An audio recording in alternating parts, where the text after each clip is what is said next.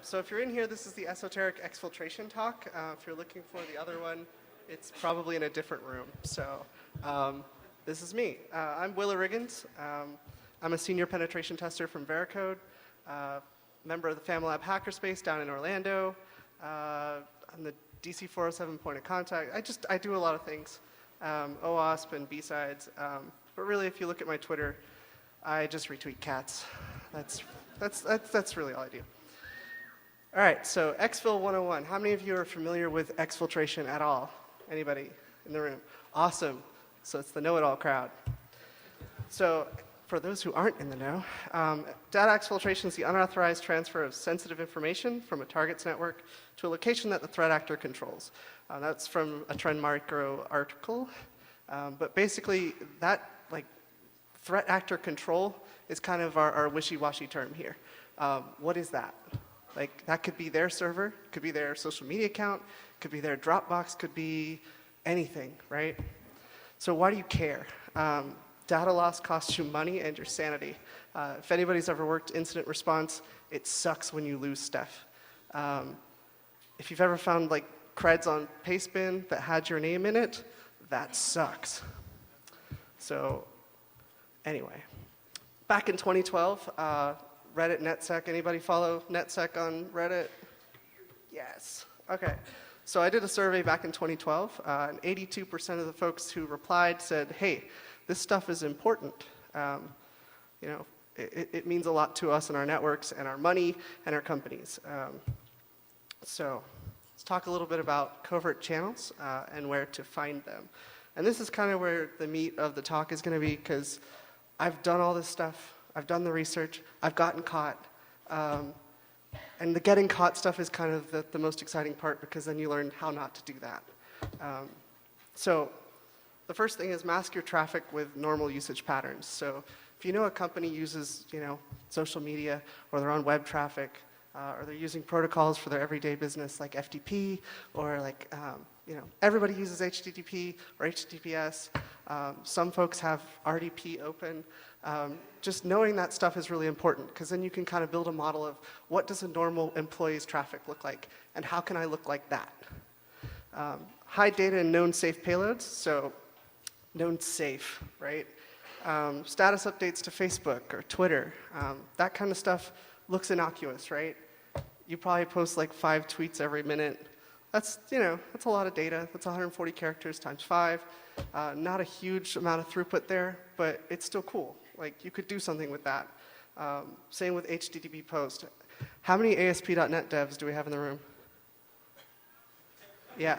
How many of you hate the view state because it's 2 meg? Yeah, that's 2 meg of data every single request that you could send out, and no one's going to notice it. It's just gone. Encode it, base64 it like view state, put it in a form, and just submit it to whatever web server. That's a meg, every single request, it's gone. The other thing is stay quiet, stay within a normal payload size, like that 2 meg view state. Don't try and upload 36 gig to Twitter. Don't. We've done this. It's not fun. Don't try to do that. You'll get rate limited. People will be like, what the hell is this? Why are there all these tweets with random data in it? Facebook will probably get really angry if I did that. It's important to realize that not only are you going to get caught by other people seeing that you're posting all this crap, but also it's going to throw a flag on whatever egress is there. So if there's a firewall or an app firewall, they're going to see a spike in traffic and go, what is that? What device did it come from? And that's one way you're definitely going to get caught, if you send 36 gig of data over one channel from one device all at the same time. So yeah, definitely stay quiet. And set your payload sizes based on what the channel is. So Twitter obviously is 140 characters. You kind of limit it there. DNS is even smaller. DNS as an exfil method kind of sucks. Facebook gives you a lot more leeway, but there's a lot of management involved with that. But we'll talk about that a little bit later. And encoding and encrypting your data. So depending on who you're doing this for or why you're doing it, you might not want people to know that you stole that data, right? You don't want them to know. You don't want them to Google and be like, why is my name in this weird Twitter stream of binary data? Why is it in there? Because they'll trace it back, figure it out, contact Twitter. which will take a long time. They'll get back and they'll be like, oh, it's this device, it's uploading all this crap from your server. Like, you just want to make sure that people can't find it. There's a really cool tool called Cloakify by one of our other attendees who might be here that basically does DLP avoidance. It's a really cool thing that you can use that to kind of transform the data before you send it out. So talking about transport, right? We talked a little bit about why you do the things the way you do them, but let's talk about specific examples. So on the transport layer, you have network protocols, so we can do point-to-point stuff with HTTP. We can do telnet, netcat, all that stuff. Third-party drops like Dropbox or putting it on Facebook or anything like that. That's kind of taking the threat actor control to a third party and then getting it relayed down to another device. So those are cool because it's kind of like a dead drop. And then go into the airwaves, which is something I really wanted to show off today. But I am a terrible, I didn't sacrifice enough things to the demo gods, and my demo doesn't work, and the radios I brought don't work. So I will be having to contact SparkFun and figure out what to do there. So network protocols. The obvious stuff, HTTP, SSH, netcat. I mean, if you can get out with that stuff, by all means, use it. Like, that's the easiest low-hanging fruit. You're going to get out, that's fine. And by the time anyone notices you did what you did, as long as you've throttled it and hidden like you're supposed to, no one's going to notice. You can get all this stuff out. Now, if you have a company with a really awesome SOC who is going to bust you within like 10 minutes of you doing the thing that you did, maybe you should hide in something else. Like, we talked a little bit about RDP. If that's a normal part of your business, RDP into another machine, map the drive, and exfil data that way. It's super easy. You don't need a tool to do it. And no one's going to really notice until later when they're like, why is this RDP session using so much data? So that sort of stuff is really interesting. There's some other stuff where, like, if they use a specific proprietary protocol, I won't name any, but you can basically hide data in that by munging the protocol. So if there's a request that like lists files or something, you could make it so that instead of listing a directory, it lists a base 64 of the data you're exfilling. You could do some really cool stuff with that. So that's kind of the discrete way of doing that data on the wire stuff. Third-party drops. Obvious stuff is any file sharing service that will let you upload the size of data that you have. Again, you probably want to throttle it. And these are typically blocked at some proxy level or an egress firewall. Like, if these are available to you, yeah, that's like exfil's done. We have another problem, right? But pastebin, how many of you have pastebin at work? Can you get to pastebin? See, yeah, that's not a lot of hands. That's awesome. So we've blocked pastebin. What else is out there that you could use? Like, there's like 12 other services that do exactly the same thing, and they're probably unblocked, right? So doing it discreetly, right? We can use Flickr, Imager, and do Stego, put it inside of a picture of a squirrel. Done that. That's awesome. Those two services in particular will let you upload things that are completely lossless. So you upload it, and you can download it, and all your Stego data is there. There's simple Python libraries that do all that stuff. The APIs change constantly, but if you keep up with it, I mean, you can exfil data that way. And when it goes out the firewall, it looks like you're uploading squirrel pictures, which is super weird, but nobody's ever going to ask you why. So Twitter and Facebook, I put Twitter in the same category as DNS. I kind of hate it as an exfil method, because 140 characters is just too slow. And by the time you get any meaningful amount of data out that wall, I mean, it's just, you're going to have to recompile it and get it all down, and it's just no fun. Facebook, though, Facebook has this really cool thing called groups. Anybody in a Facebook group? Where's the moms in the room? Because I'm in like 12. Okay. So Facebook groups let you upload files, and it is in the API to let you actually upload files into Facebook groups. So I create a fake Facebook account. I create a group with just me in it, and then I upload a bunch of files. I can totally do that, right? And most of you at work, Facebook's unblocked. I know the Army does that. I know a lot of the DoD companies do that because it's required for business theory. So you can't block Facebook, can't block Twitter, can't block all these services that I have to use for business. So I'll abuse them and exfil data. It's cool. So kind of getting past that and doing the airwave stuff. A lot of folks think about this in the Tempest realm, right? We talk about, you have a room with a Faraday cage on it, you're not going to get anything out of that room. We've seen talks where they've done like fans, where you spin the fan at the right oscillation and you can exfil data that way. I don't know anyone who's done that on a pen test. Has anybody actually done that? Like Tempest attacks for exfil on a pen test, where you have 2 days of sleep and you really don't have the time to set that up? Yeah. Like you can't do that. Like that's too much effort for low return. But what if you had a device you could just plug in to a USB port on site? You broke and entered with your lockpicks and your little door tool and you shimmied in. You just plugged the tool in the back of the machine and that was it. No Wi-Fi antenna, no like HID device, just a USB serial UART that you plug in, and all of a sudden you had a remote connection. You could do a lot with that. You could write code and do all kinds of fun stuff, or you could just stream data over it, serial out. And the XB radios that I have are like 28-mile range. They do mesh. I have them in my hotel room. If anyone wants to see them, I'll bring them. I just need breakout boards that don't suck. But the cool thing with that is you could build a mesh network that went all the way up the strip. And the chances of anyone being able to triangulate each and every node by the time you were done exfilling data is extremely low. And these things cost like, I think the series that I'm using, they're like $70. You can get 1-mile range ones for like 40. So they're kind of like throwaway pen test devices. Just strap it to the back of a teensy, plug it in, walk away. Ham radio stuff, you could do APRS, right? Any hams in the room? APRS messaging, it's totally illegal, don't do it.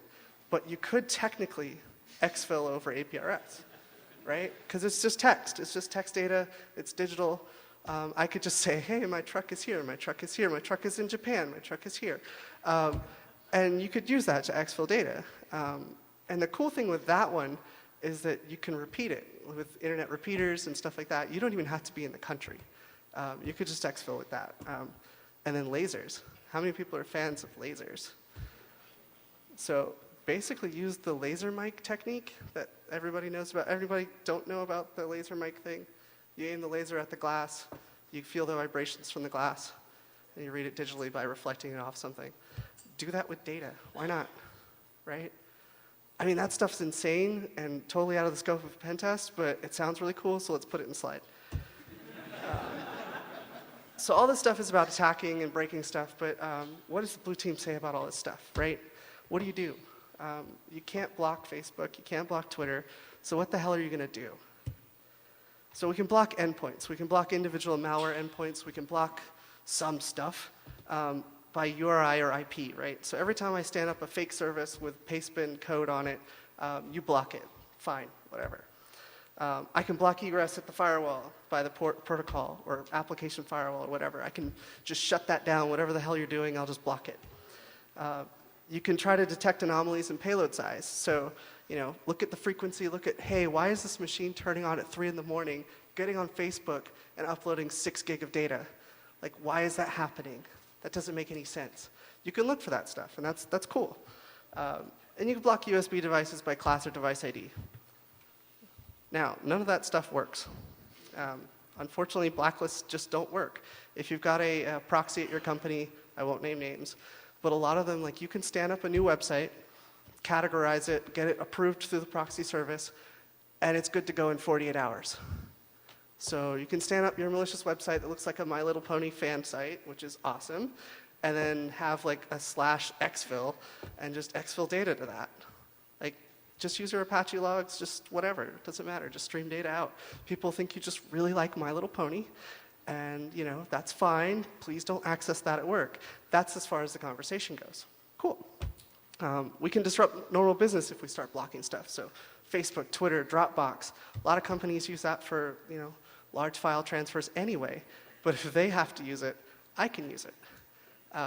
And that's kind of like Moxie Marlinspike talks about the scope of choice with Google and the Facebook and TIA, and how you can't really not use Facebook if you want to be friends with everyone, right? So the choice is then, do I interact with people or do I just not participate? And that's what we want to force people to do as attackers, is to decide between making money and preventing my exfil. And there's kind of a balance there. And it's for companies to kind of figure out what's more risky.